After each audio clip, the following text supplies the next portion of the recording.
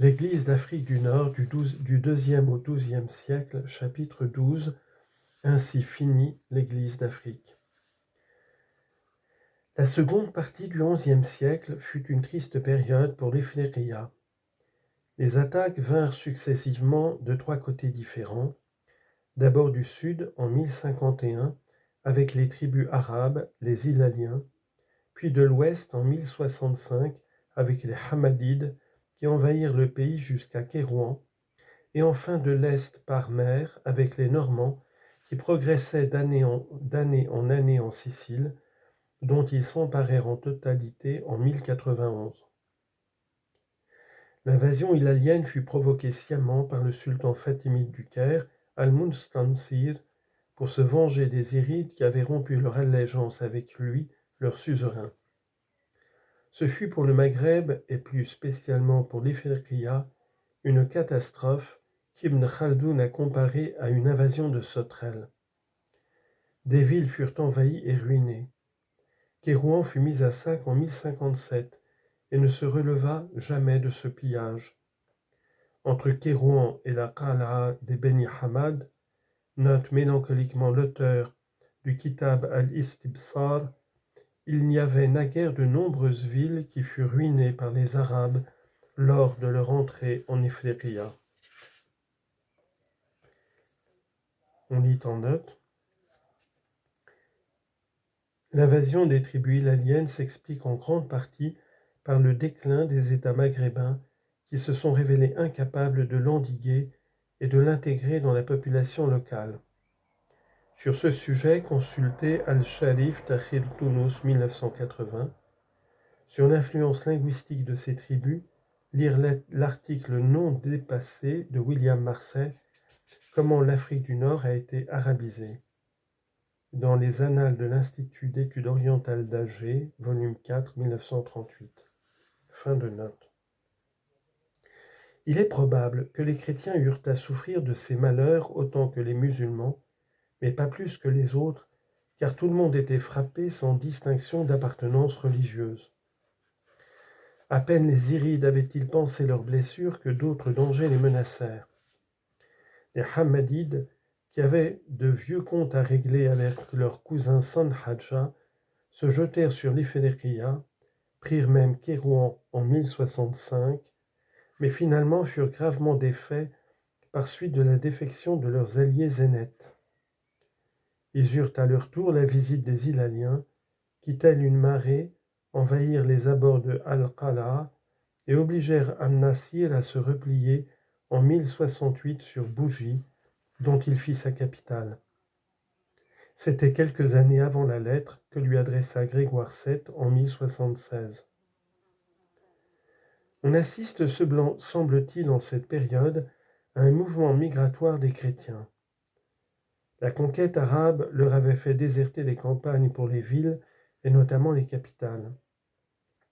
Le bouleversement démographique provoqué par l'afflux massif des Hilaliens les fit refluer de l'intérieur, Taher, Tlemcen, Al-Qal'a, Kérouan, soit vers les oasis du sud, soit vers les ports comme Mahdiya ou Bougie. La troisième série de menaces et d'attaques vint des Normands de Sicile. Dès le 6 août 1088, ils forcèrent l'entrée du port de Mahdiya qu'ils pillèrent sans rencontrer de résistance. Ce n'était là qu'une première tentative, une ébauche plus ou moins réussie d'un grand dessein que Roger II nourrissait en secret, le contrôle des ports de la Berbérie. L'arrière-pays qui ne l'intéressait que médiocrement était laissé aux tribus. Mais l'attente fut longue.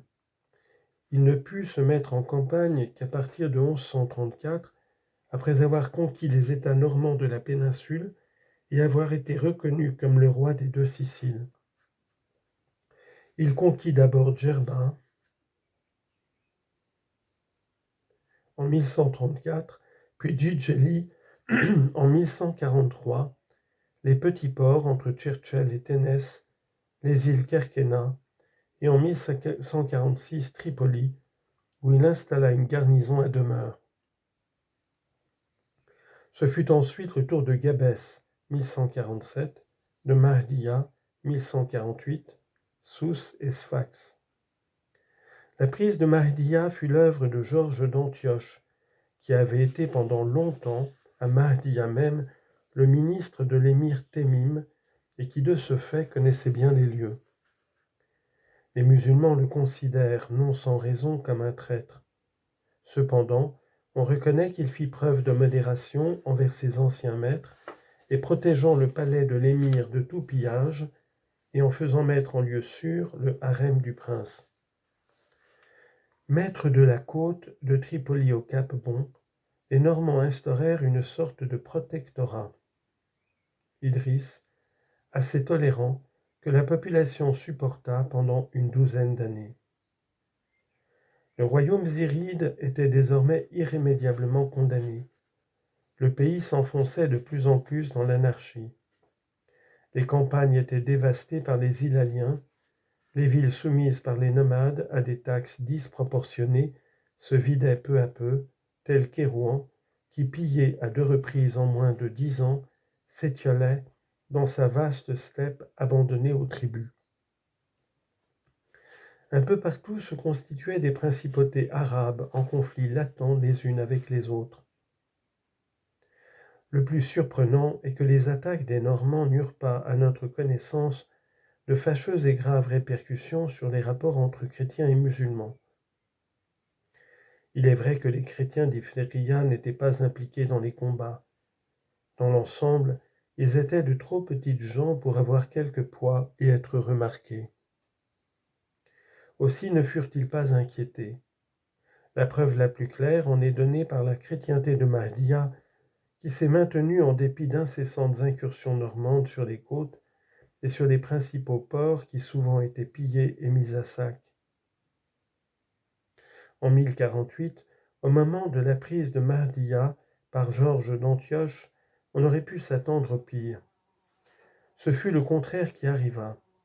Les chrétiens firent preuve de solidarité à l'égard de leurs concitoyens, et beaucoup de musulmans, au lieu de fuir dans la campagne, se réfugièrent dans leurs familles, dans les demeures des chrétiens et des églises.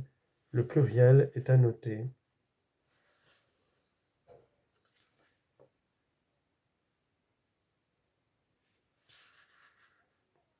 N'est-ce pas là une preuve que les relations entre les fidèles des deux religions n'avaient pas été sensiblement altérées par les combats qui faisaient rage autour d'eux?